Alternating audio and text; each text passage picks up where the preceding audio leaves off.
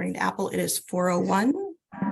I will call this March 22nd regular meeting to order. And as a public service reminder, these meetings are always open to the public. There are meetings of the Board of Selectmen to conduct the ongoing business of the board. If you'd like to offer comment, there's an opportunity on the agenda to do so. When commenting, please state your name and title if applicable. Meetings interrupted due to disconnection. I'll do my best to resume not less than 30 minutes from the time of interruption. I know we're doing some testing downstairs. And I don't know if anybody's still hearing echo. Yes. Still? I'm not anymore. Yeah. Same with me. I heard it. Now I don't. Okay. We'll hope for the best. Hope for the best. So I'd like to make a motion to add green energy update from Wendy Murphy to under old business number 8.5. Second. Thank you. All those in favor? Aye. Thank you. Can I consider a change to the agenda as well? It just, unless I'm wrong, it seems to me that under old business, the right to farm ordinance, the written request for opinion from William and Melissa Braceland. Have we talked about that yet? Is that old business or new business? Because I think that should be new business. I don't believe we've talked about that. I may have, I don't think it was on the agenda. It may have been discussed. I may have mentioned it under Selectmen reports last month. So if you want to, we can move it to new business.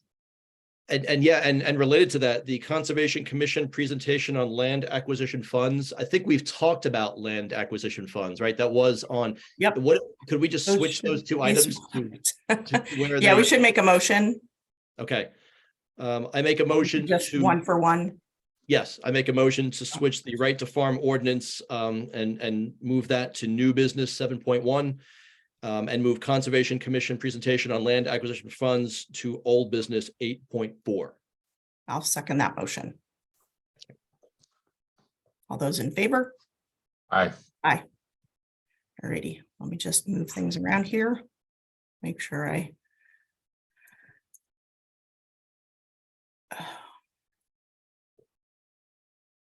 That was 8.4, right?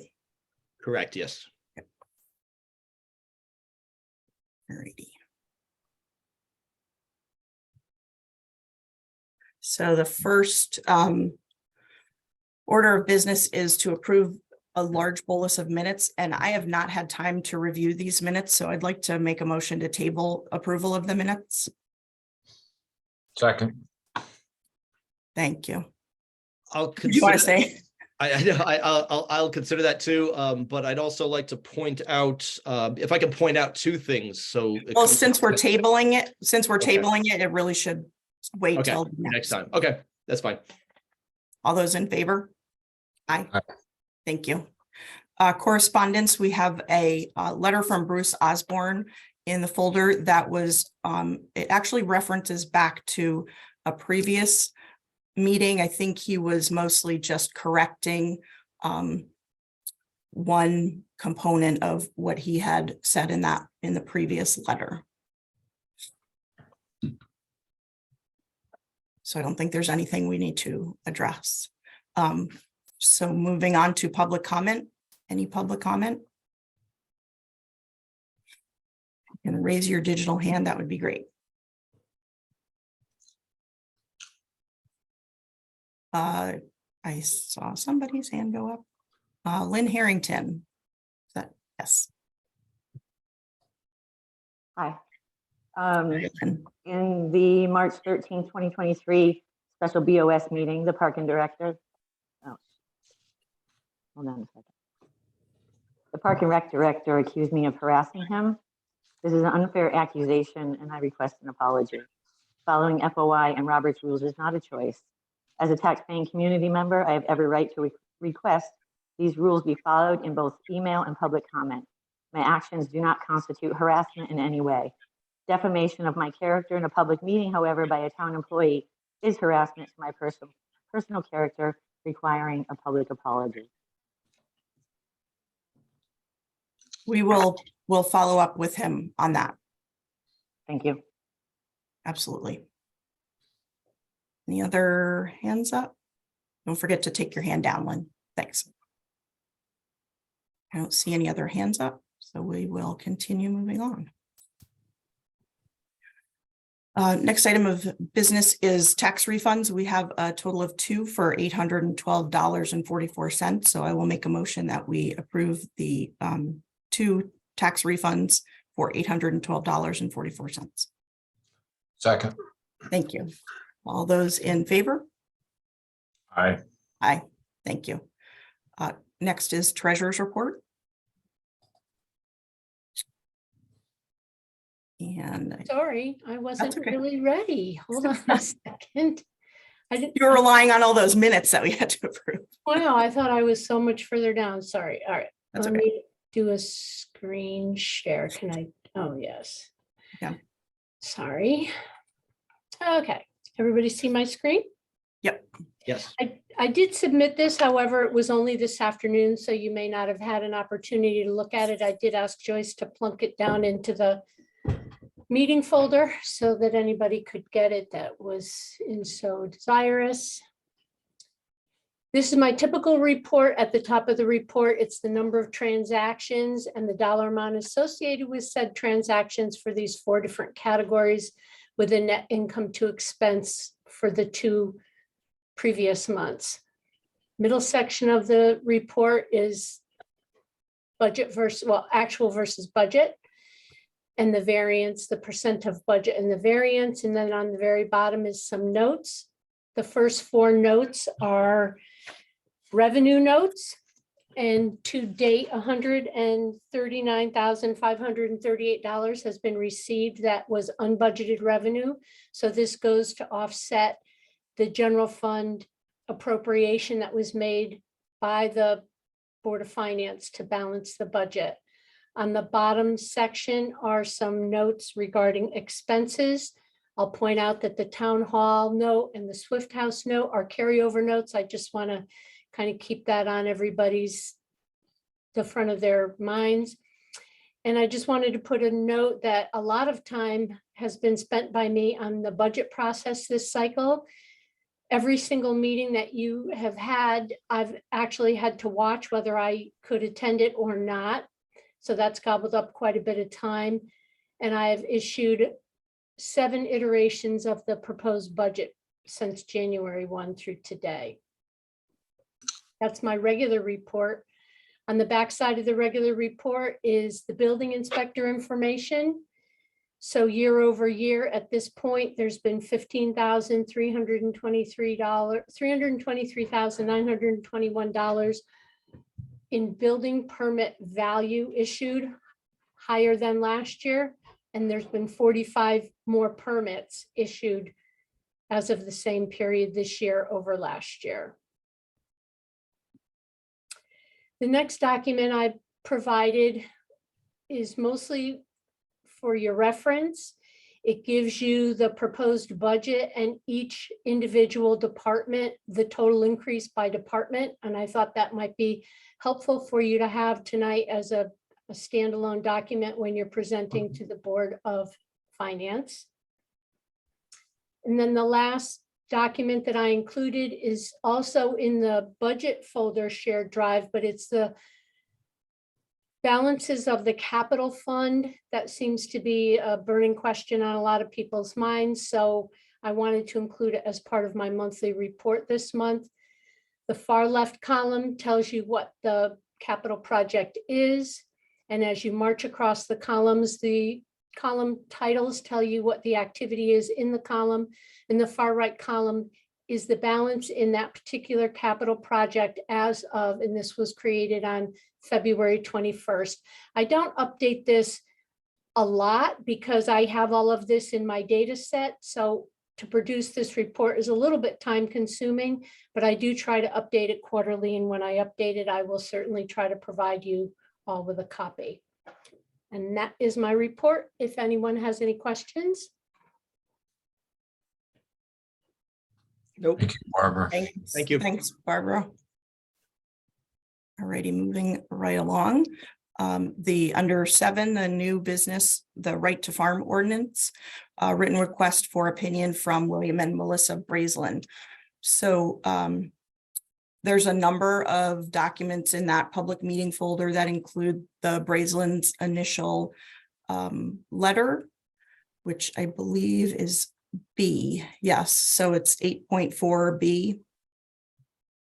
And when Mr. Brazelin came in the office to drop off the letter, we had a discussion that pretty early in the discussion, it seemed that he may have some concerns about some zoning issues. So I had Ty come up and she stayed for the conversation, and we sort of peeled off his zoning concerns from the right to farm concerns, and Ty followed up with that, did a site visit. Ty, are you on the call? I can only see a couple of panes, so I apologize.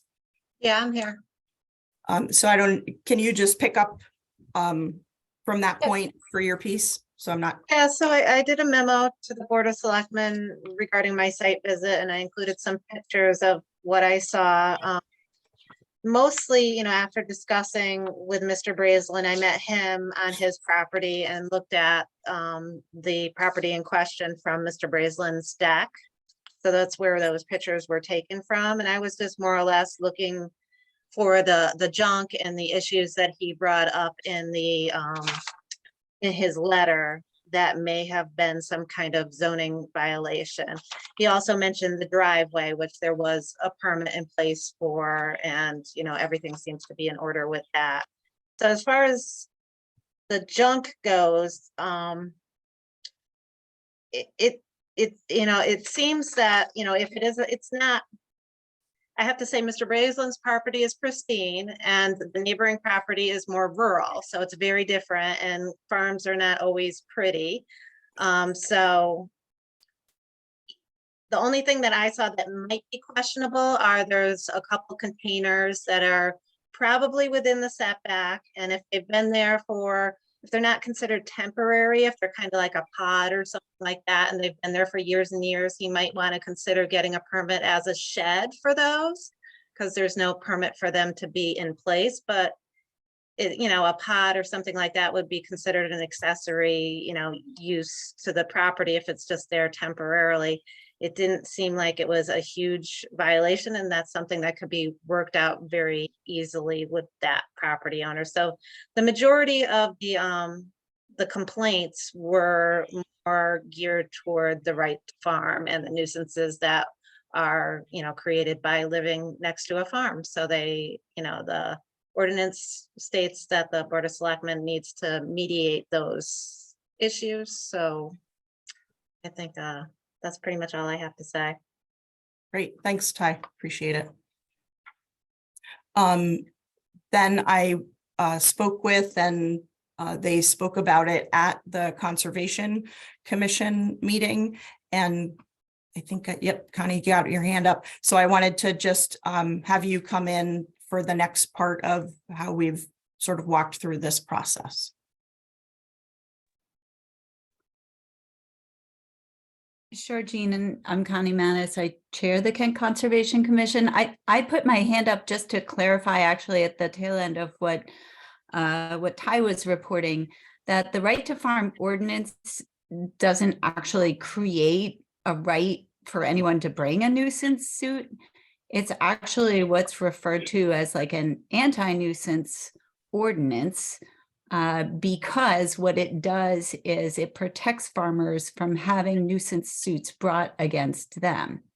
So to me, the real question is, you can take a look at the Conservation Commission's meeting recording and their minutes, during which we discussed the different types of activities that would be protected under the right to farm ordinance, including noise.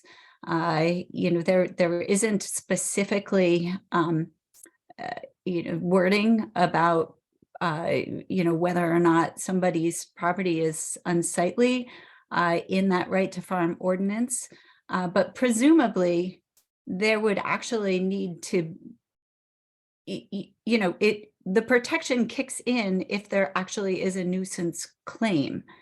And I don't even know that in Kent we have any kind of an ordinance on noise, or something about somebody's property being unsightly. But if we did, and there was a complaint of a nuisance brought under those ordinances that provide for those kinds of complaints to be brought to the selectmen, then the selectmen would consider whether or not, because it was a farm, those specific activities were protected from the nuisance claim. So I feel that in some ways there's been a little bit of a confusion here, because right to farm doesn't actually give anyone the right to come with a dispute to the selectmen. Right to farm gives the people who are coming to the selectmen with a claim of nuisance. Right to farm gives protection to farmers for activities that might otherwise be considered nuisances. So I hope that clarification is helpful to you.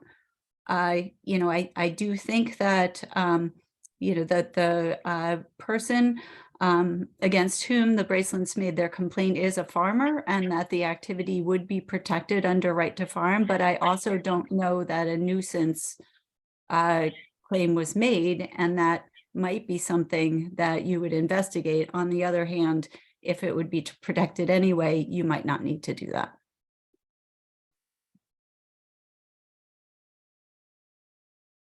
Thanks, Connie. That's definitely helpful. Thank you. So that was sort of, so it came before the Conservation Commission, and there was a brief discussion just about their the background to when they were creating that ordinance and how they got to it, just so I could understand a little bit better. Then Connie sent out those 2 documents, which are in the folder, and those were definitely helpful to understand the genesis, I guess, of the ordinance. Bill and or Melissa Braceland, I know you all are on the call, correct? Pretty sure I saw. Yes. Okay. Would you like to make a comment or share any information, or Sure, I think, if you want to be heard from, for sure? sure, I think, and I'll start, Bill, and then you can fill in any gaps. But I just think I want to make it clear that we're the 30 acres that we're talking about do not include the land on the west side of the road. That include where the animals, the barnyard, his house is. The land we're referencing in our letter is on the east side of the road, which is a separate lot of land, which is under the 5 Hollow Fives LLC. And we're questioning if what's going on there is considered normal or generally accepted farming practices, which is what we believe is causing the nuisance. And that's what's in the right to farm ordinance. It said that normal agricultural practices, generally accepted agricultural practices, are what are protected. And our view is that the accumulation of clutter is not a generally accepted or a normal agricultural practice. That stuff wasn't there 5 years ago when we've been living here. We bought this property about 20 years ago. We've been living here about 18 years. Over the last 5 years, the amount of clutter there is just mushroomed. And there's been work on a second driveway that is to there that's been going on for 5 or 6 years, and it still isn't finished. There's a very, I just don't think those are generally accepted farming practices or normal agricultural practices. The excavator's running, in the evening, in the summer, quite often, 5, 6, 7, 8 o'clock at night. I just want some consideration. This has a huge, this affects our property value. It affects our quality of life. And I just want a little bit of consideration. I tried to work it out, Mr. Kallstrom, and after I tried to work it out with him, more stuff has been added. So it's just, you know, I'm trying to be reasonable. I planted, he was nice enough to let me plant some trees over there. They're small, they're going to grow. But I just want to be reasonable in some consideration.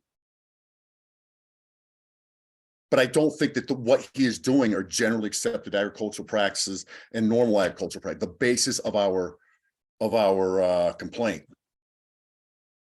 I mean, and please, I would love someone to come up here and take a look at this. I mean, I don't, you could just see the tip of the iceberg from the road. I mean, if you're going on our back deck or in our backyard, I mean, it's there's a lot of stuff there. And I just don't think any of it's farm related. Listen, I grew up on a farm as a kid. I worked on Bill Newton's farm as a kid for years. I respect farming, but you know, come on. I mean, I think a little bit of consideration is important. Please come out, especially before the leaves come back. I mean, it's just, I could see it from outside of our kitchen window and our slot. I mean, it's really prominent. So I was able to come down and I contacted Mr. Kallstrom and he actually took me up and we walked around and I talked to him. He had read the letter and I had talked to him about a lot of the concerns that you had, and he is more than willing and is going to endeavor to he was talking, so he mentioned, when you mentioned the excavator, he had said that the excavator was really because of the driveway that they're putting in. There's other digging that around that's screened by all the stuff that's to the east. I mean, there's so much stuff there. I can't even see what's going on with it. Okay. So I think how much excavation do you need back there? I mean, like, I mean, I don't know. I mean, you could build. Well, I know all there's the excavation back there. From doing cleanup, there are brush piles, and he had mentioned, moving the brush piles. He's got some fencing that he's going to probably put up to screen the some of the area, and he had to move that, things like that. So that may be why he's using the excavator, but he did, we had a lengthy conversation about moving those sort of less tidy things along the property line, like the containers. There's an old truck there. So he was very amenable to definitely tidying it up, and was very sensitive to that sort of end of day when, many of us are maybe having a barbecue outside or trying to have dinner outside. So he said he would be much more sensitive to that for sure. So when I spoke to him, he was very amenable to, making forward progress on the concerns and complaints that you had. Well, that's good to hear, because I haven't heard from him since I had my discussion with him last. It was just after Memorial Day weekend. He hasn't spoken to me since. The conversation go well. I'm glad that we're making progress, and I'm not looking, I just want to be reasonable. I'm not looking to make his life miserable. Sure. Yeah. Jean, I if just I think there might should be just some make clear one expectation. more clarification about what the right to farm ordinance is and does. Again,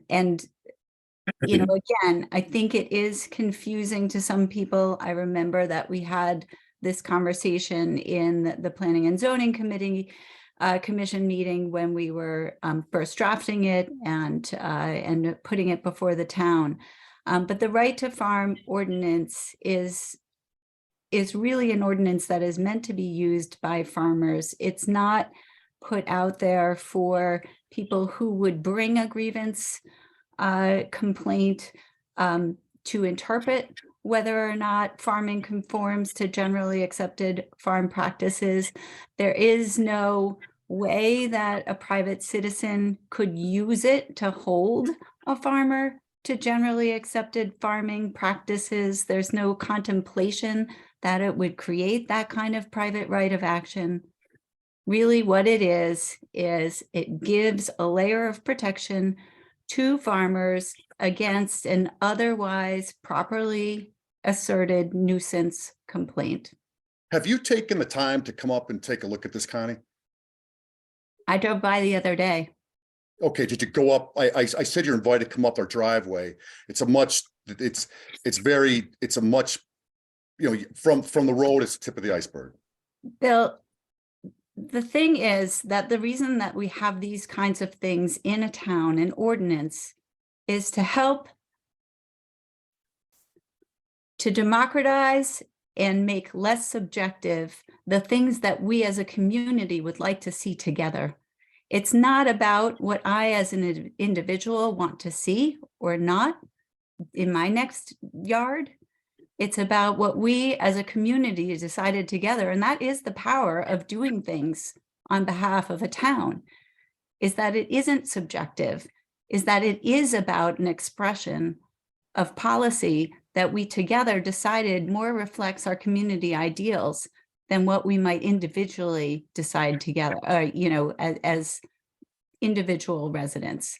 So to me, you know, whether or not I might sit on your porch or my own porch and stay over, you know, stare over my neighbor's boundary, to me, the fact that the town decided together that we were going to have a policy of supporting farmers and that specifically we were not going to conform to anyone's idea of what the perfect farm might look like or what the, you know, the gentleman's farm might look like. The fact that our community came together and adopted a definition that was statewide, and so did our zoning board, to me, that makes the difference. And there may be other forms that you can pursue your complaint, but the right to farm ordinance protects the behaviors, the activities that you've asserted in your letter. And I feel that quite clearly. And our Conservation Commission also felt that when we looked at it. So Connie, just out of curiosity, how often is that ordinance reviewed by the town and reapproved? Because that ordinance is, if I remember correctly, was written in 2015, which is close to now it's 8 years old. Is that something that's reviewed yearly and approved yearly, or is that something that's put into place and just exists forever?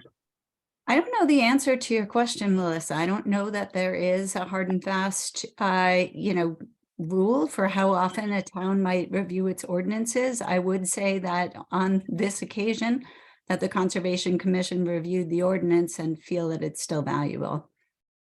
So Melissa, there is no, you know, statutory responsibility or ordinance that requires an annual review or anything to that of that nature. There are, you know, the public can bring, just like later in the agenda, there is an individual who has asked the Board of Selectmen to consider changing and or creating a food truck ordinance. So there is a process, while maybe less formal than some other larger towns. That would be the process if someone wanted a change, or if you know, if it didn't no longer met the state statute that it refers to. There are situations where an ordinance would need or want to be changed, but there is no sort of regular review of them. That helps answer your question. Yeah, thank you. Sure. Did Brent say when he was going to start cleaning this up, or any He didn't. timeline for this? No, he didn't give me a timeline, just was. Anybody you know, gonna just keep tabs on this, or is that up to us, or? No, I think, you know, I think it's reasonable for my office to check in with him once a month and see if, you know, see how the movement of the things that he said that he would do is moving forward. Great. And I can, Thank you. I'll reach out to him again and see if we can come up with, some, not necessarily a timeline, but just. I sort of think have some a expectations, Conversation, yeah.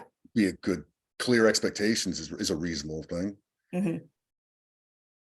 I mean, there's 30 acres there. Why is majority of stuff right next to our property, right next to our house? I mean, I don't know. Well, I don't, 30 acre, one of you two mentioned the fact that it was a separate parcel of land. It has been a farm and it's been in the same right, family for probably longer than the road became,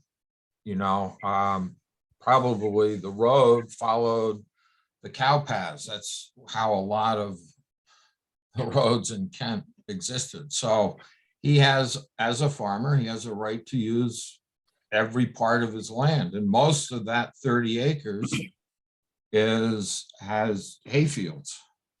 So you're I not don't gonna think put there's your been any barn up. hay. You're not going to put a barn up in one of the hay fields.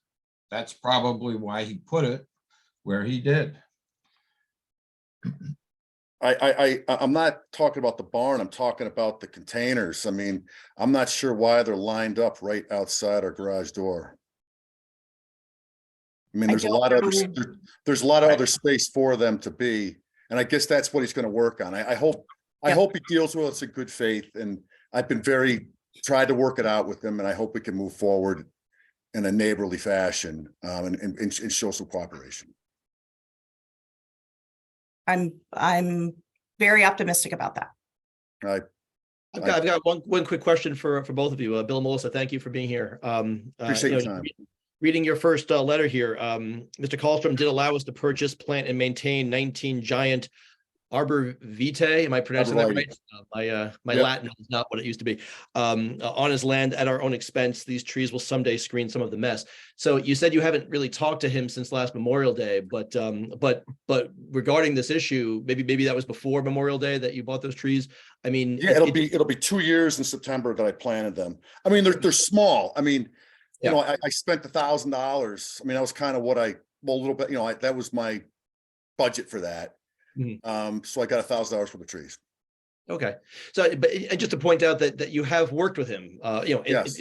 to help this, and I would just encourage that to continue if possible. I mean, I think your letter states very clearly that it's a farm, and you appreciate that, but it's just these other issues that may be able to be worked out if there's just continued talk and cooperation. So Yeah, I mean, I just don't. Well, I've made my point. I mean, I think it's okay. And we Thank you. we definitely appreciate you bringing the letter and sort of putting yourself out there to stand up and have your voice heard. So we definitely appreciate that for sure. I mean, is all right. Well, I guess there's not going to be an increase in the clutter. I think that's pretty clear. And the excavator, he's going to be more like maybe run it in the morning. Heck, in the afternoon, that's when you do hay anyway. I mean, you got to let the hay dry when you mow it. You got to let the hay dry when you bale it. So if the excavators run in the morning when we're at work, I think that's a reasonable expectation. Yeah, I'm not gonna, I would be careful not to promise that, because I know, and Bill, the life of a farmer, and every day is often just a surprise.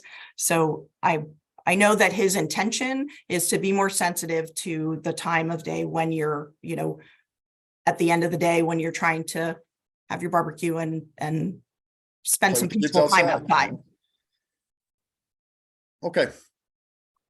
So just to wrap this up, I'll write up basically a summary of this discussion and a summary of what I talked about with Brent Kallstrom, and we'll make sure that this gets out to you all, and then have it put in the file here at the office.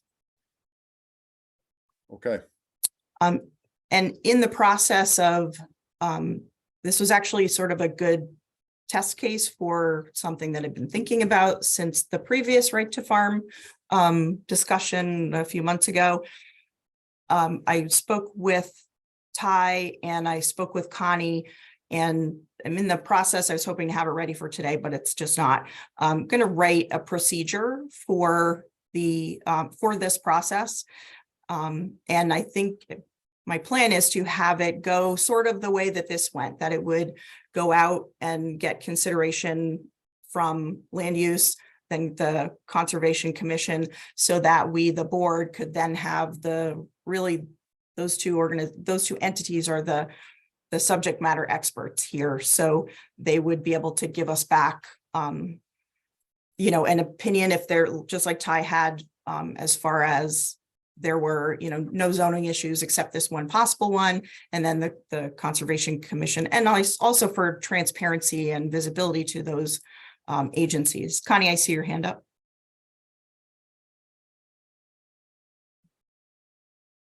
Sorry, Jean. I think that it's lovely if the neighbors can work things out. I have to say, I think that the whole point of the right to farm is that Brent does not have to do anything. Okay, so I just want to be out there on the record saying that the whole point of the right to farm ordinance is that certain activities are protected against nuisance claims because they are farming. Well, that's my issue, Connie. I mean, I don't think that what's going on there are generally accepted. The sources of our complaint are not generally accepted farming practices nor normal agricultural practices. And I think that's our rub. And I mean, listen, we pay full rate on taxes.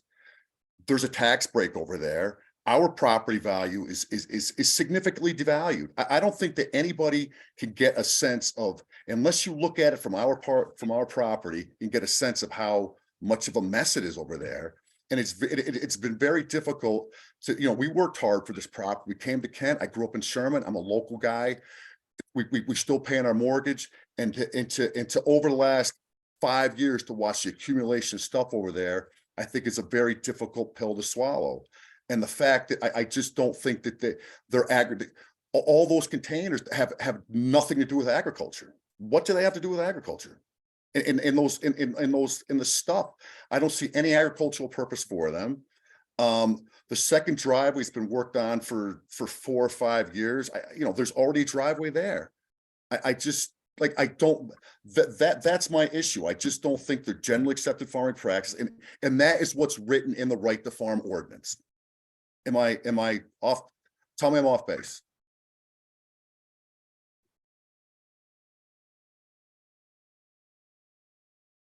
There are a lot of different aspects to farming. I So think when you are trying to when you're farming, it's more than, you know, milking the cows or feeding the chickens or the sheep or haying your fields.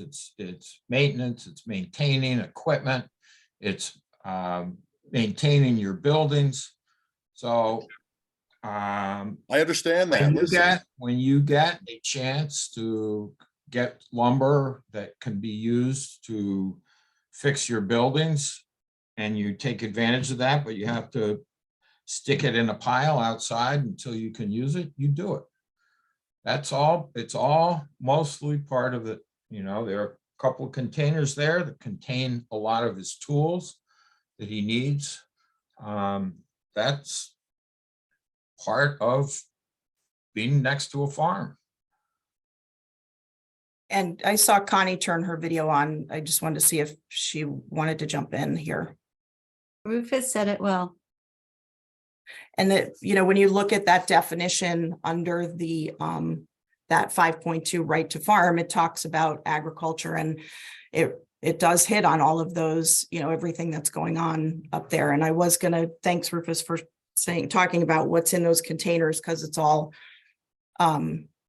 his, you know, different various tools. And he did talk about this sort of process that he has, so that hay barn houses all of the hay, and as the hay gets sold off, he's able to, and it's very sort of strategic how he does it. Every time he's got a bay that gets freed up where the hay is stored, another farm implement comes in off of being outside and gets stored in there until the next year when they have to fill the barn back up with hay. So there is, he does make an effort to move large farming implements out from view whenever possible, when, there's room in that large building.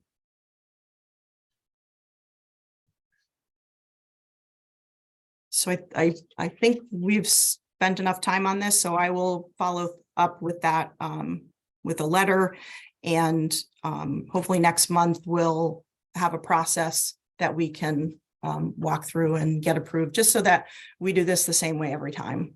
And Jean, if you would CC the Conservation Commission, because Yeah, I'll send it. if Yep. there isn't a clear indication that the activities are protected by the right to farm ordinance, I think our commission would want to weigh in about that.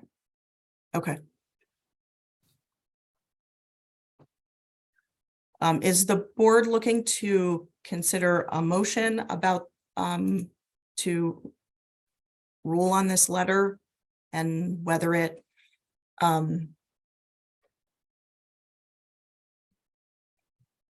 just trying to think of how we would formulate a motion.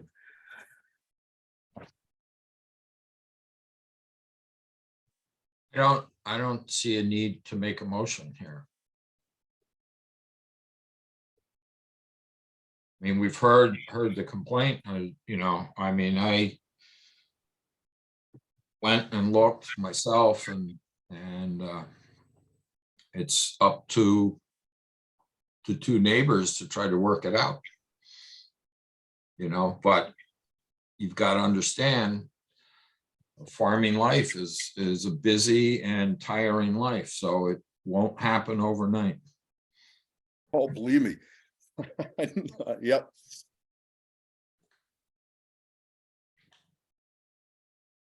All right, so we'll continue on. Again, thanks, Fraislands, for coming. Appreciate Thank you it. for your time. Appreciate it. Absolutely. Thank you. Thank you. Moving on to 7.2, to appoint a Park and Rec alternate. I'll make a motion to accept the Park and Recreation Commission's recommendation to appoint Brian Hastings to a vacant unexpired alternate seat on the Park and Recreation Commission for a term ending January 2024. Second. Joyce, do we need a day? We ran into a snafu last time with this.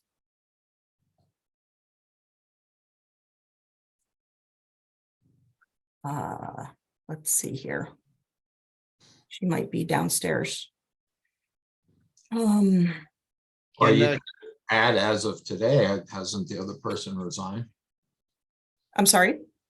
Wasn't there a resignation? So it would be.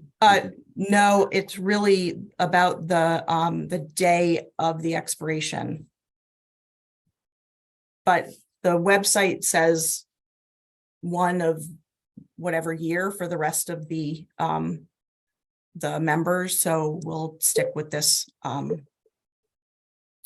We'll stick with this motion.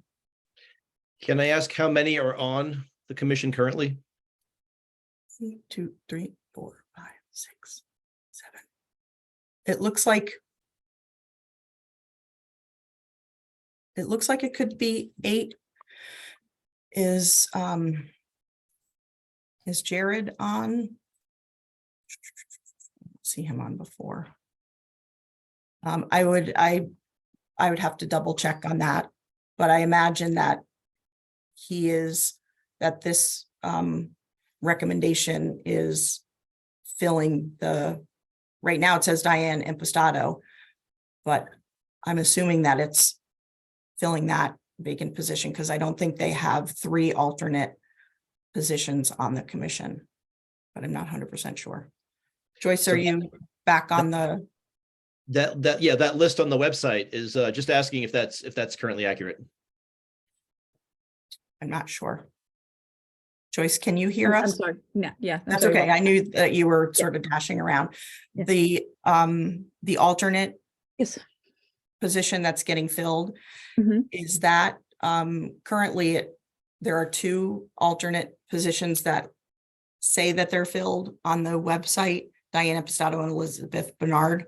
I know Biz is a new member, but is Brian Hastings slotting into Diana Pistato's alternate seat?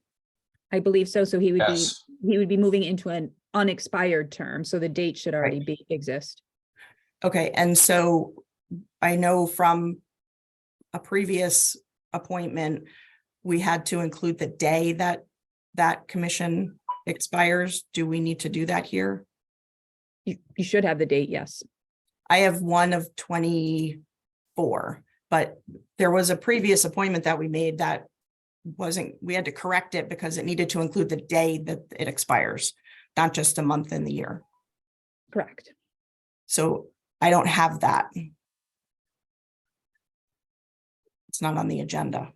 What are the terms? Are they yearly or for alternates? I don't know. I'd have to look at their bylaws.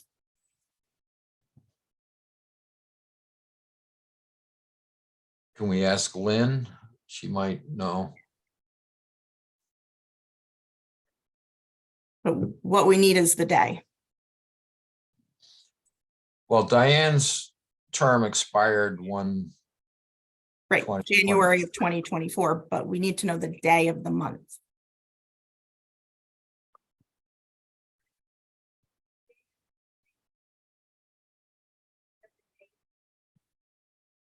Diane's commission expired 1 of 23. It's just the month. So. It's just done pick at the the, first at the, month. it's done at the annual meeting of Park and Rec. And then- Yes, I just confirmed that with Jared. He said it's a date of the annual meeting The annual town meeting. in January. Yes. The annual, yes, it has to be ready for that. Because I think every year, since they're 1-year terms, the Board of Selectmen would have to approve the new alternates, not new alternates, but reapprove them for the next year. All right, let me go So find. make the motion for a term that will expire on the January annual meeting in 2024. I'd rather do, the way that we've been doing it is we give a month, day and year. So I'd rather do that. Joyce, do you know what that date will be for 2024? I'm trying to dash there, but you may be able to find it faster than me. Stuff. I can't even remember what it is.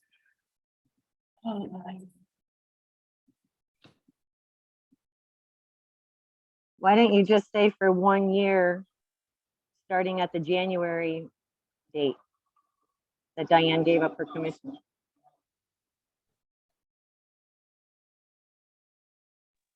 Usually So, alternates don't even go to Park and to the Board of Selectmen. It's just the directors.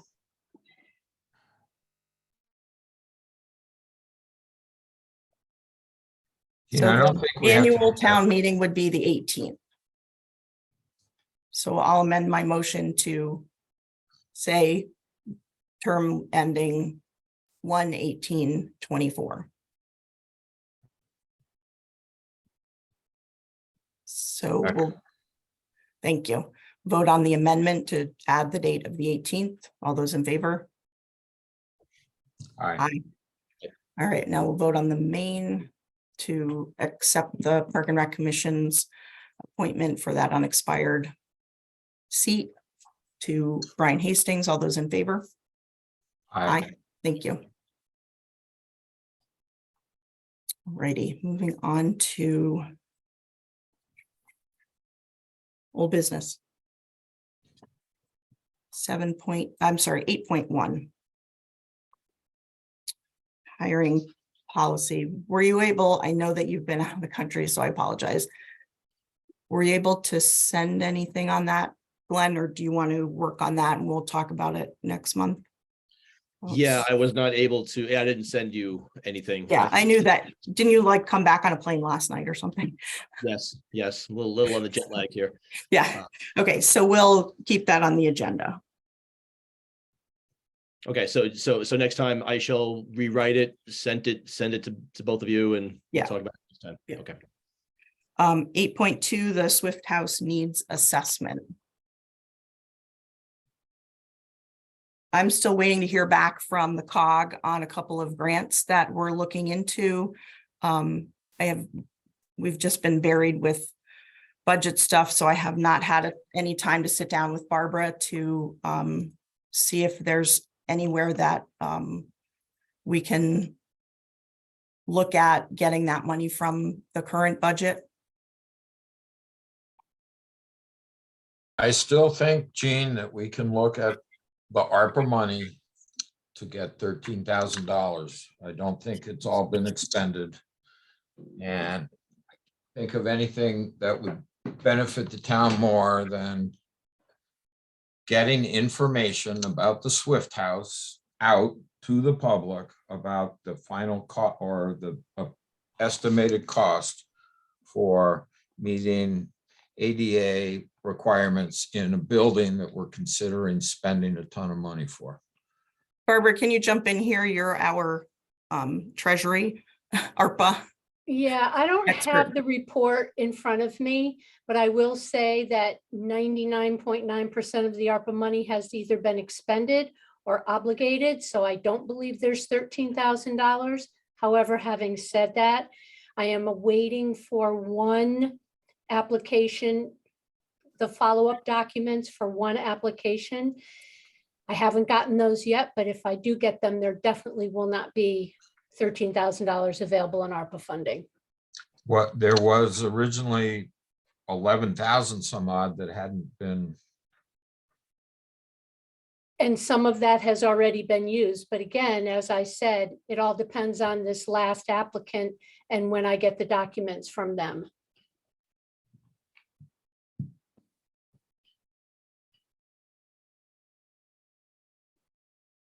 So why was that money dipped into without it coming to the Board of Selectmen to?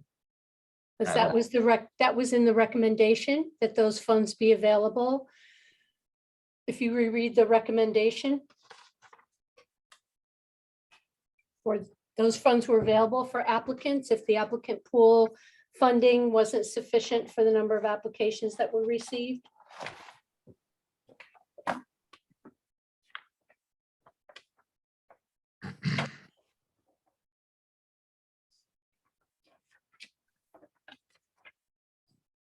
It said it was $11,855. It was reserved unallocated, can be reallocated within the 6 categories, can be held in reserve for excess applications in any one category. And there were 2 different applications off the top of my head where they asked for more money than they were allocated. I think only one of them was approved. But again, it sort of all hinges on what this last applicant is doing. So I only have one outstanding application at this point. Is there a deadline for that? No, not yet. The ARPA committee meets Friday, so we will be discussing it Friday. And would this activity be an eligible activity under the Treasury rule? I'm not sure.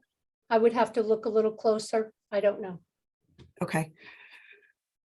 So if we can give you that as a homework item, and then hopefully we'll have something out of the ARPA committee.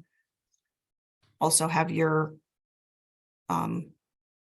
any follow-up on whether it's eligible, and then we can schedule a special meeting in the next week or so.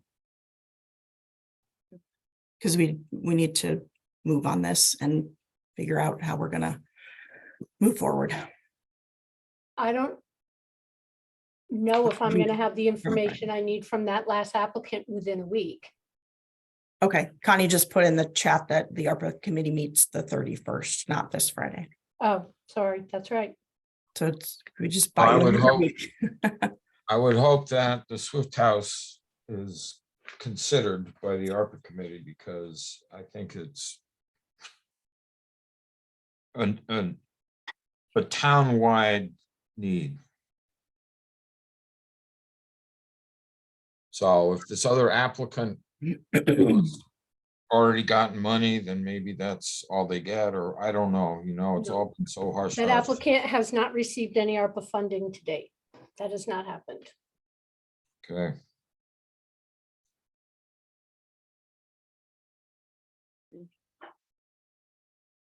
So we'll, I think the only thing that we can do is see if Hold off. that, is just hold off. Dan has her hand up if you. I was just about to, I wanted recognize to ask, depending upon whether this would be eligible for ARPA, which I hope it would, and if it's in that one of the categories that's been determined. If it's not, is there a way to get it into the budget? Because I know the Board of Finance is meeting tonight about the selectmen's budget for the coming year. And before, I had suggested that perhaps the RFP assignment could be broken into two parts. One for the issues of needs assessment and the other for planning for future, design and implementation. And that it could be perhaps a smaller amount that would be available for this year from ARPA, and then the balance of it could take place, because not all the work will take place before the end of this fiscal year in any event.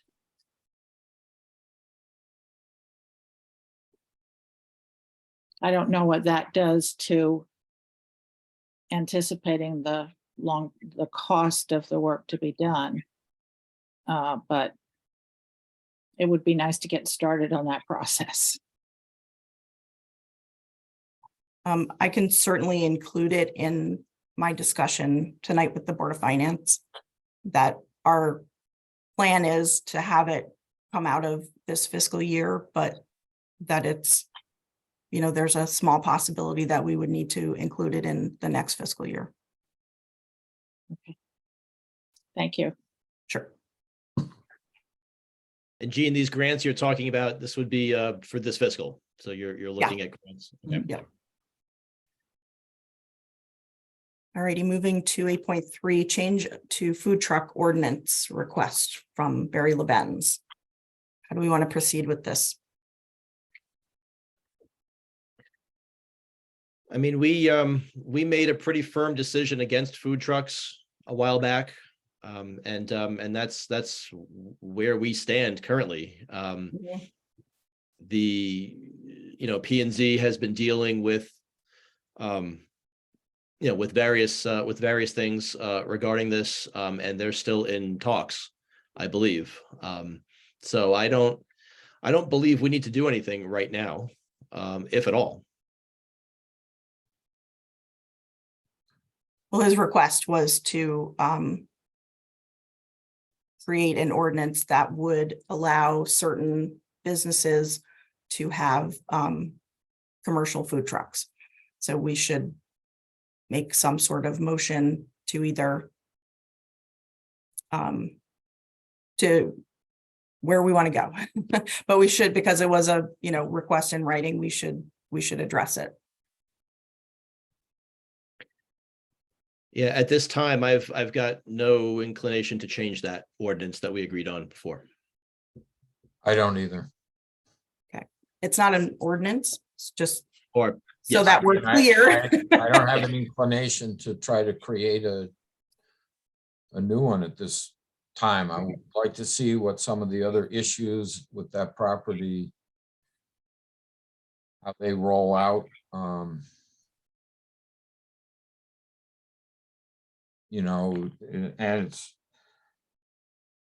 it's not just for businesses. I mean, they are a business that is in basically a residential zone. It's like it's been carved out. They're a few others in town that aren't.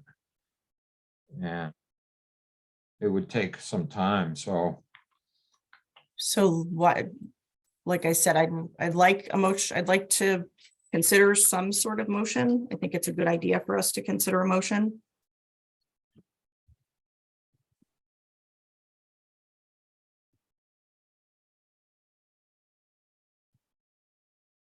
When did we rule on food trucks? When was that again? I'd like to refer to that. You could probably just say previous, because I know I don't remember.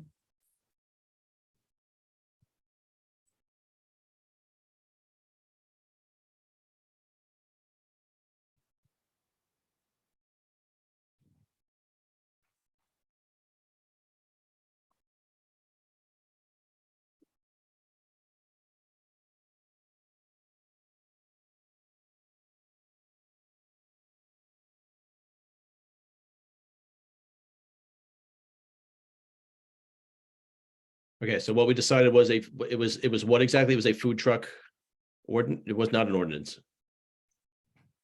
What is this? We didn't, it wasn't really, way back when we were not, we chose not to create a food truck ordinance, and we're letting stand the way that food trucks are allowed currently, which is under, you know, they're only, it has to meet those 4 criteria that we had talked about previously. It has to meet the, their health, their, you know, business health, veterinary health department. It would be for invited guests on private property at no cost to the guests.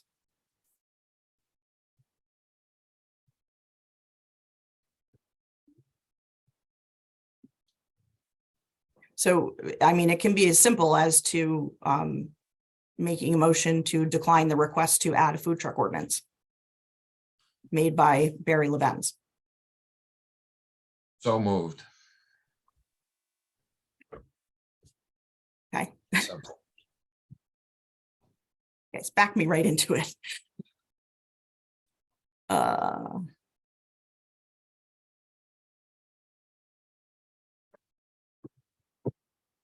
Alrighty. Rufus, you seconded? I'll second that. I said so moved, so. Oh, sorry, I will second it then. Made by Rufus. Seconded by me. Any other questions? And our ruling was, mirrored P and Z's ruling, correct? I mean, what we said, food trucks, they also have as well. Correct. Yeah. All those in favor? Aye. Thank you.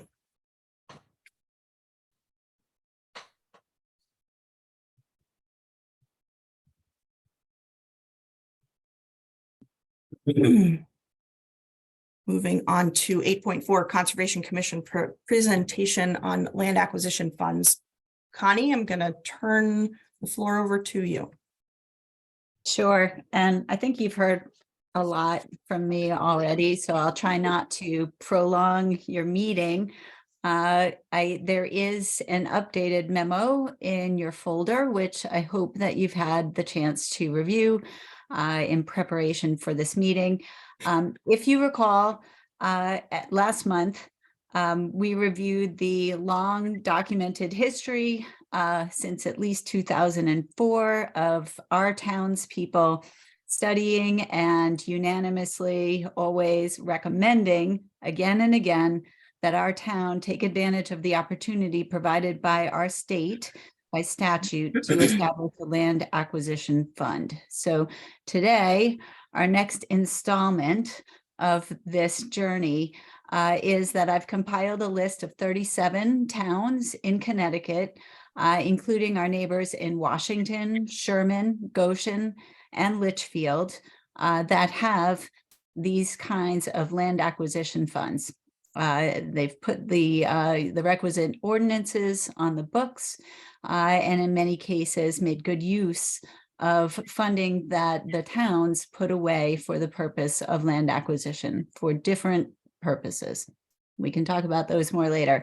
But I'll note that the town subcommittees that Kent had in the past really held up Goshen's ordinance as one that would fit well for our town. And in the memo that I forwarded today, I just outlined some common aspects of these programs, just so you know what they commonly contain.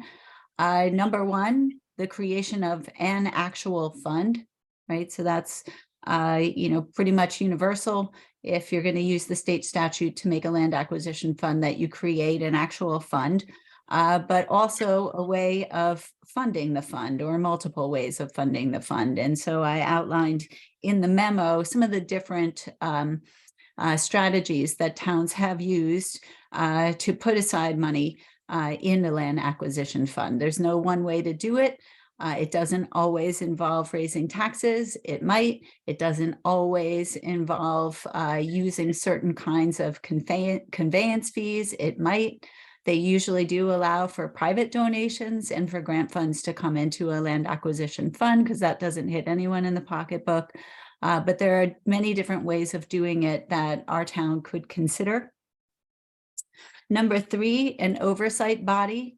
In many towns, this is simply the Conservation Commission. In other towns, a separate body is convened with representatives of different boards, like the Planning and Zoning Commission, like a Conservation Commission, an Inland Wetlands Commission, the Board of Selectmen, etc. And then fourth, they usually outline a process so that they can make sure that any effort by a town to acquire land and use its land acquisition fund is well vetted and is also approved by the townspeople. So those are some different elements that are usually in these ordinances. Again, you have the list of towns. You know that your predecessors, favored the Goshen ordinance, which I'll show you in a later edition. But that is really what I wanted to present today as we learn more about why it is that our townspeople have been striving to do this for decades. Great. Any questions for Connie? Thank you, Connie. This is very thorough and very informative. This entire thing. I would just like to ask a question, just a general question to anybody. So all of this work was done prior to November 2013, and then it jumps to August 2021. So it just seems to me that that something could have happened back then. I mean, this could have been pushed forward. Was there a reason why this wasn't pursued? At one point, Bruce Adams decided that he wanted to bring it to the Board of Finance, and it was discussed in 2 Board of Selectmen meetings. I have minutes from those meetings, and then went to Board of Finance, and then it was dropped. So there was never, to my knowledge, any strong opposition about it. It's just a failure to carry the ball forward of, the goal line. I hope that we can this time. Yeah, thanks. I was wondering. I went back to the minutes of Board of Selectmen, and they go back to 2015, and not at that point. So, all right. No, thank you, and and thank you for all of the links to all the other towns. And you mentioned Goshen in particular. That was of all the ones I looked at, that was the one I liked the most. Actually, I thought that was the one that appealed to me, and that might fit our town. Thank you. Yeah, this is good reading. Thanks, Glenn. I appreciate you looking at all those links and reading it carefully. Thank you. It's good. And I, again, appreciate you giving this to us in bite-sized chunks. It's, being able to just review a 5-page document, a 6-page document, a 4-page document versus a whole bolus of documents and trying to get through the whole thing is for me very helpful, because it gives me time to, take time and visit all the links and be more educated about, when we get to the point of moving this forward. So I appreciate that. And to see the years that a lot of these funds were established. It's been a while ago with these, Washington 2003, Goshen 2006. So a lot of our neighbors are well along in this process, and I think we should pursue this. Thanks again, Connie. So moving on to 8.5. I think I have that right. Wendy Murphy sent us an update, and I don't know if she's on. There's a couple of folks that I can't tell who they are. I don't know who WL is. Is that possibly Wendy? There's also an iPad. Wendy Murphy, are you out there? Yes, I am. I'm here. Fantastic. Okay. Fantastic. Thank you. I know that you have a busy afternoon, so very much appreciate this. Can you give us just a quick 2-minute summary of sort of where we are? Yeah, this all began when we set about to try to put the municipal buildings on a greener path. And the available method requires that any array we put up would have to be on municipal property. And quite coming right out of the last discussion you had, we don't have any municipal property that is suitable. We have lots of land under buildings that we consider municipal, but we don't own them. You know, the one of the ideal places to have a communal virtual net metering setup of arrays would be the sanitation plant, but the land there is owned by Kent School. Same thing, the firehouse has a perfect roof and could supply electricity for a whole range of buildings, but the firehouse technically owns its own property and doesn't qualify. Another location is up by the old town dump on North Kent. That is owned by Deep. I forget, it's like 300 acres or something. And they said they weren't opposed to such a notion, but nothing we do can be done without a lawyer getting into this question and looking at it. And perhaps the best property of all would be one of the two Casey unused properties that are south of Town Hall. They're two separate properties. I don't know whether you go for eminent domain and say, we need this, but I don't know how else you do it. No. Yeah, I don't think that's definitely not an option. No, that was a joke. But we definitely, we should have been setting aside land all along, but that's a little too late to say that. So it seems that the one viable sort of viable option is that Deep property up north of town. Yeah. And maybe that's where we should that's where we should spend our time and resources to endeavor. I know that there are the National Park Service has there's Scenic easement. thank you. There's scenic easements. We're not sure where those fall as far as that piece of property where we're talking about. But I think that's really the only viable one. And Donna put a comment about what about a parking canopy, but it's not. What did they say about that one? It's much too small to do much. Right. You know, It's you might too be small able and to, cost too much to do. yeah, relatively speaking. You need the bigger the solar farm, the more you can accomplish, the Right. better the rate on the return. Right. The firehouse roof would be perfect if a way could legally be found to you'd have to, the money would go to the firehouse and it would have to be distributed in some way. I mean, the electrical energy credits. It just seems that there's a need for legal investigation in almost all of these.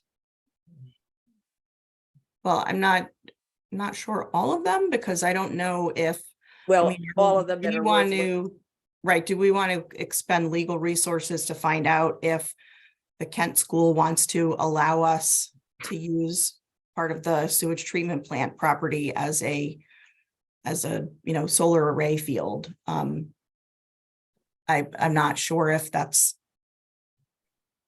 something we want to invest, time and resources in. Like I said, from looking at these lists, it seems to me the one that would be the most, we would get most value if we were to investigate would be this deep property. Well, I can do some more legwork on that one if that's where the focus is to be. I don't know how far I'll get without, but we'll see. Rufus, Glenn, what are your thoughts?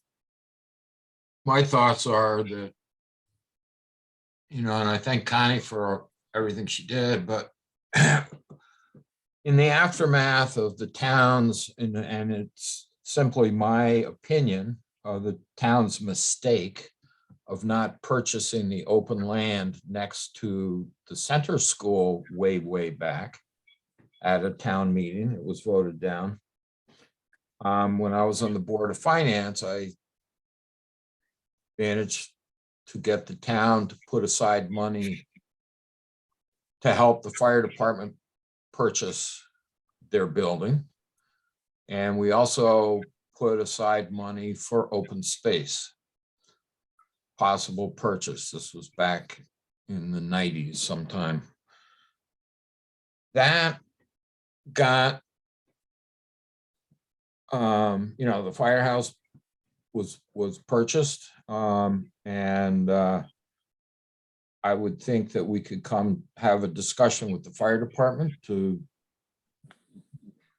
make sure that we could use their roof. But after a couple of years, there was a blowback about putting money aside, and this was through the budget. So everybody in town had, part of their taxes went to putting money aside for land acquisition.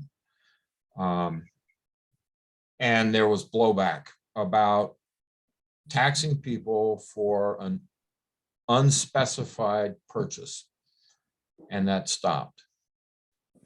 So I can see both sides. I mean, I thought it was in the best interest of the town to have money put aside. We did it in years where it wasn't really going to affect the mill rate. We were in positions where we could put a little bit of money aside. I was always thinking toward the future, so that when it came to shove, we'd have some money set aside to help if we had to go borrow for an important acquisition. I think that this list that Wendy's put together shows that the town has not done a good job in terms of giving itself options.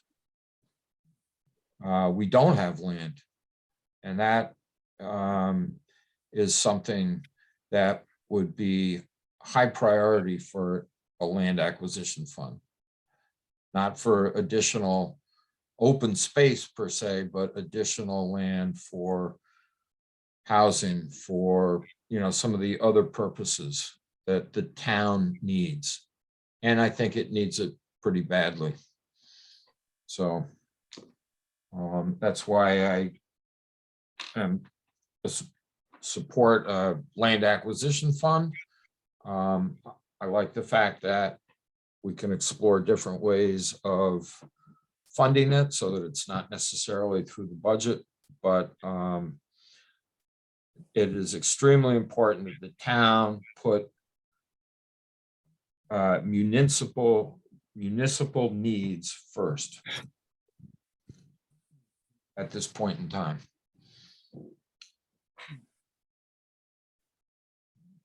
Thanks, Rufus. So are where would we like to head with this? Would you like Wendy and I to continue to do some homework on that deep property? I think there should be serious conversation with the fire department. You know, I mean, they may own the building, but the town has financially supported them for a long time, and if they fail, it's going to be the town responsibility to have a fire department.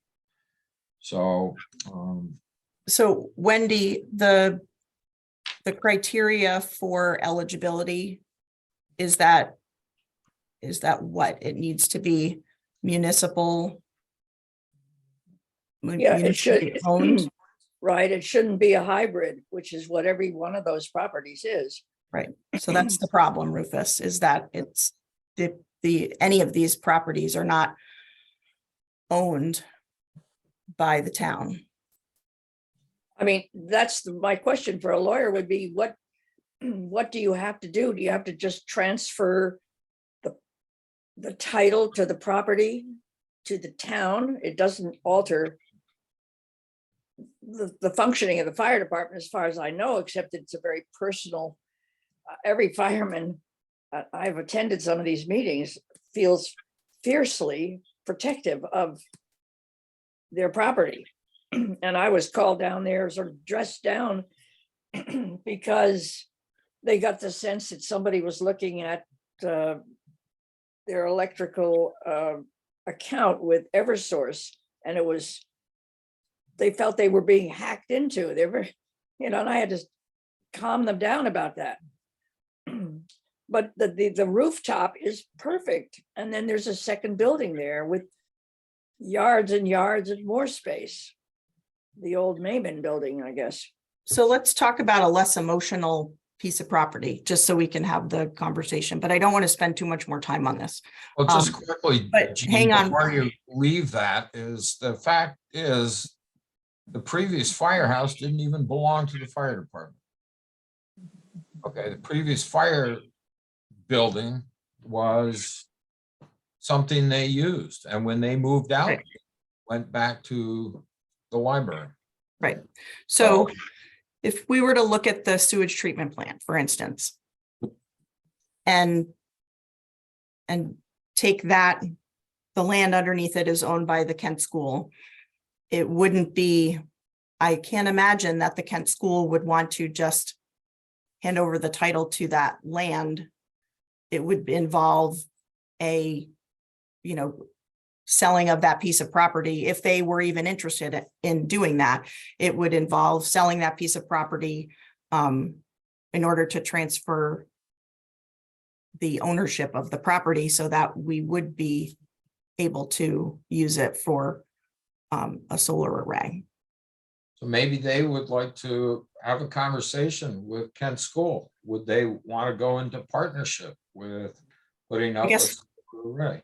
I guess my point was I was trying to answer Wendy's question of, couldn't a property owner just transfer a title so that we could use it? But I don't think that's the case. I think if somebody wanted to come use my field on the south part of my property for a solar array, and they wanted me to give it to them, it would, I would be more interested in a fair value for that land to sell it to them if I wanted to sell it. Keep in mind that the Kent School is the single largest customer for that sewer treatment plant, which is why it ended up there. They desperately needed such. And so I don't know how much of a question of what you'd sell it for or how you'd achieve that transition, but it seems like it would be worth a question, some kind of a, question to them. Rick, you had your hand up. Yeah, as far as the sewer goes, I think there's plans for future expansion down there, and then also the field just to the south is where they dispose of the stuff from the septage. that comes in, so they need Well, that this- space. But I don't know, what about say the garage roof? The town garage or the transfer station? Well, the transfer station is probably the most efficient way would be to have one block of building or of struts and panels rather than distributed all over a rather broken up area. I don't know whether the town garage roof would be big enough, and we've run into this problem with the school, you know, that this whole program has fallen through because the roof is inadequate. I don't know if you've heard that, but we thought this was going to be a major achievement. And the Green Bank has just had to rescind their offer.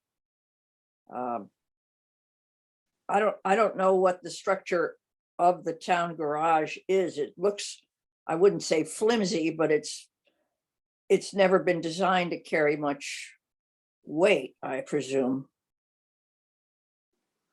But I could ask them. Okay.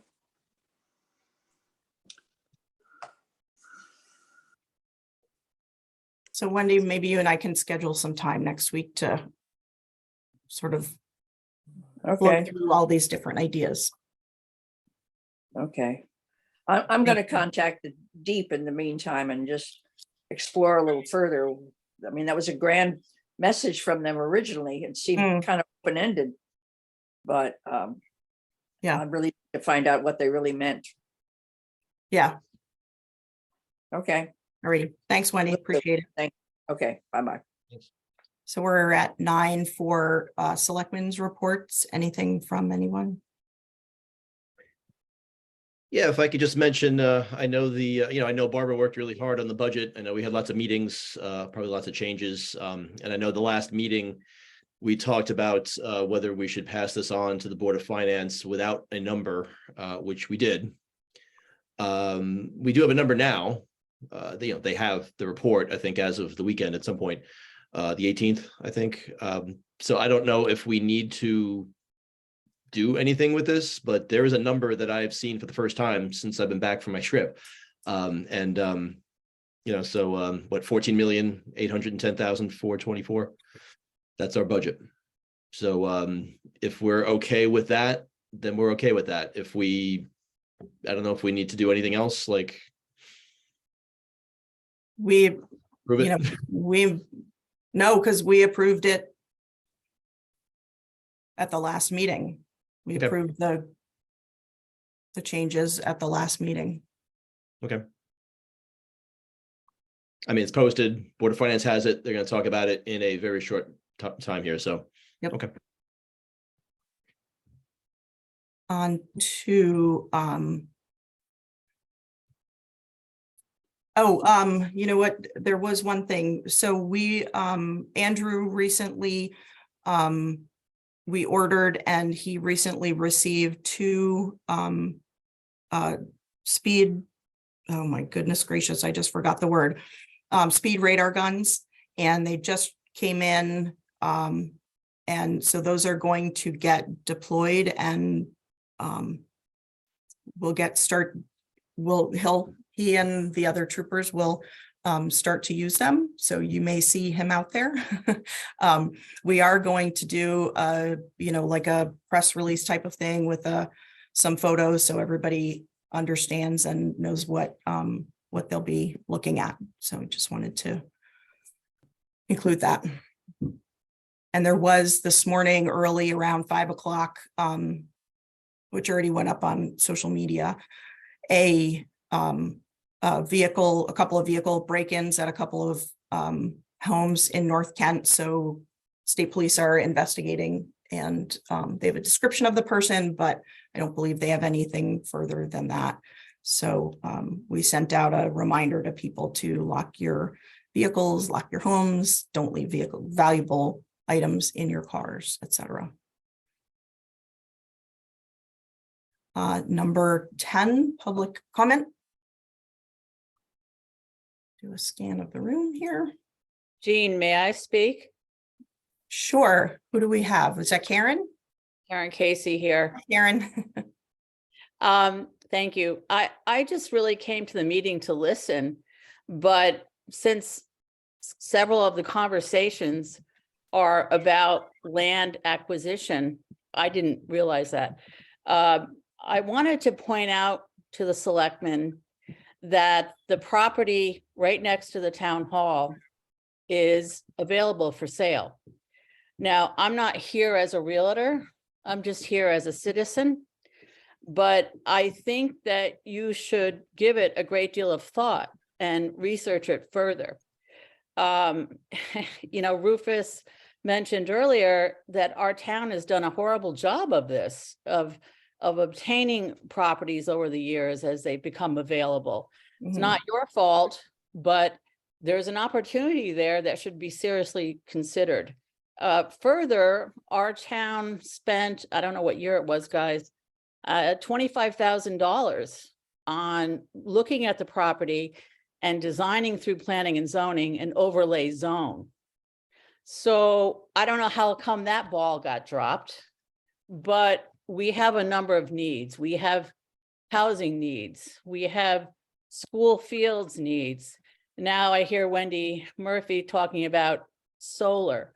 So if this is right next to us and it's available, I think that you should put your heads together and do some research, and whatever it takes, obviously it probably has to go to the town for townspeople to vote. And I don't have any idea how you would finance it, but I'm a believer if there's a will, there's a way. And I'm in real estate and I've done a lot of creative financing over the years for people. So again, I'm not here representing the property as a broker, even though that is my trade. I'm here as a citizen to ask you to please take a look at that. And because it is actively on the market, once it's gone, it's gone. And it lines up pretty perfectly with the rest of our town. In the town center, it's linked to Maple Street Extension, has, as you know, a water and sewer now. So I think it's an asset that could be utilized by the town. That's a fantastic idea. I just wanted to point it out because it's sitting there. Yeah, I just saw it the other day, actually, on some. And the other thing is people already use it. I mean, I don't think the Caseys really like the idea that people are walking their dogs and doing things on the property without their permission, but I can't speak for them. But it seems like a natural growth area for our town. And I do know, because I am in real estate, that it's had some serious interest of late. And it's had developers who were interested in purchasing it. And I just think it'd be a terrible shame town didn't take advantage of this timing. So there you have it. Alrighty. Thank you. Thanks, Karen. Thank you. I don't see any other hands up. And we are unfortunately backing up to the Board of Finance meeting that I need to go be at. So there's not enough time for us to go in and do this review of the cyber assessment. So I may just call a meeting, so a special meeting, so that we can address this and get moving on these items that we need to address. But, oh, Lynn raised her hand. Go ahead, Lynn. I just wonder if you guys would consider making a motion on the Brazeland issue, the complaint, and just saying that it was mediated, just so it's on the record. Because let's say you guys, the three of you, aren't in office the next time a complaint comes through. It would be nice for people going back, looking at the minutes, to know what actually happened. Just a suggestion, because I would hate for this to continue to be dragged out over and over and over again. Thanks. What would the board like to do? Well, Gene, you said you're going to write a letter and send it to all parties? Yes, if we had a motion, it would be helpful, because then it just gives us more of a, oh, sorry. I agree with Lynn. Let's see.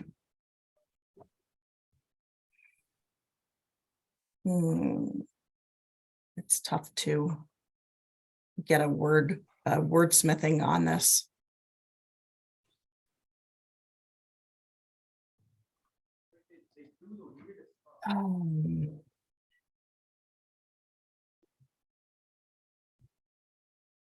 Anything coming to mind from the board?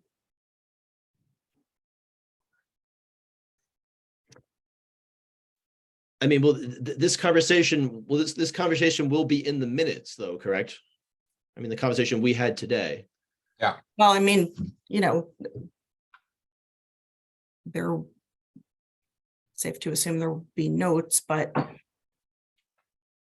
when it comes down to, actually how we should be doing minutes, there would not be the discussion. There would be a motion if there was a motion. But otherwise there wouldn't be any lengthy, detailed sort of narrative.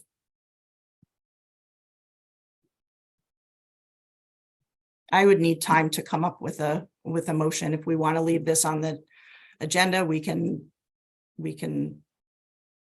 I can draft the letter and I can draft the motion. I don't have it in my my brain space. I'm feeling pretty under the weather. So I just not my sharpest wordsmithing brain this evening.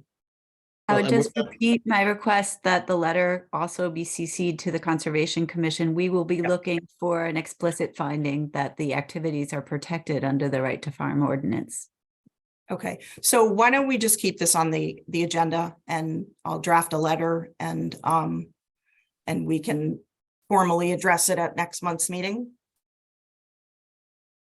so that we're all on the same page, because Connie's asking for, this. Right, because I just didn't hear anything to indicate that you weren't all on the same page, that this was protected activity. Yep. Right. I agree. I mean, a motion might say something like that if you want. So instead of rushing it, because we're now at 20:06, I'd rather just take the time. I'll draft a letter. I can draft a motion, and then we can wrap up this discussion at next month's meeting. Okay. Is Barbara still on?